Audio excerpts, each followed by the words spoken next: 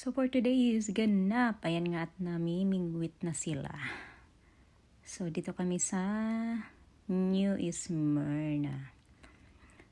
So galing nga kami ng yung biyahe nga namin papuntang New Smyrna is like almost 5 hours kasi may nadaanan kaming traffic. It's a Good Friday, so walang pasok, buti na lang. And then, so dito, yung pamimingwit is hindi basta-basta. So kailangan mong kumuha ng lisensya. So yung asawa ko kumuha muna siya and then after 1 week, pinakuha niya naman ako. And then, nagbayad ako ng $27. Ano na yun, for 25 years. Pero, kailangan yearly i-renew. So, hindi ko lang alam kung magkano yung renew every year. So, and yung, ano din, may inch din yung dapat mahuli. So, kapag maliit, ibabalik mo siya uli sa dagat. So, ganun dito. Hindi katulad sa atin na pwede na yun kasi pang ulam na. So, dito sila is like, parang lang nila, sometimes mga lang, hobby lang nila. So, masaya na sila kapag may nahuli. And then, ibabalik ulit kapag hindi pwede.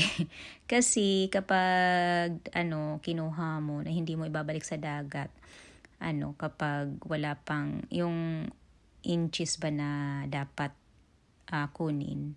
So, may multa na, $500.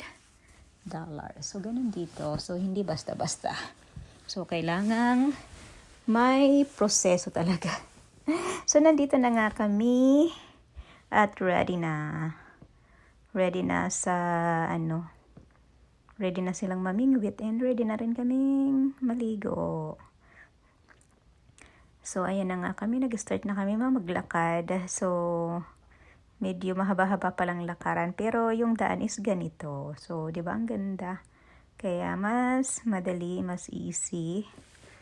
So, mainit na. Magto-12 na yan. 12 p.m. Magto-12 na. So, mainit-init na. Wala pa naman akong kadala-dalang sombrero. So, hindi, hindi na iisip na magdala ng kahit na sombrero. So, ayun na nga. Dala-dala nila yung mga gamit sa pamimingwit. Yung aking asawa na nag-i-enjoy sa pamimingwit kahit walang nahuli. Walang mahuli-huli. So, ayan, malapit na kami sa aming destination. Konting lakad na lang at na kami. So, umalis kami ng maaga, 6 a.m. So, medyo late na nga kasi sabi ko dapat mga 4 a.m. alis na kami para mas maaga. Kaso nga, ayan, daming ikot-ikot ng aking asawa. So, ayan na, kita na namin yung aming, dagat. So, ang ganda, nakaka-relax.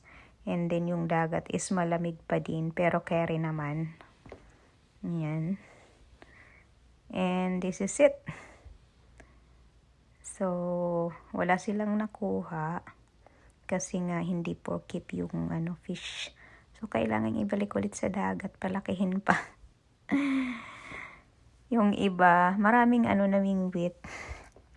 So, yung isa nakahuli ng malaki. Malaki talaga, kahit isa lang okay na kasi malaki naman yung nakuha niya. So, saglit lang sila and then uwi na sila. And ito na kami.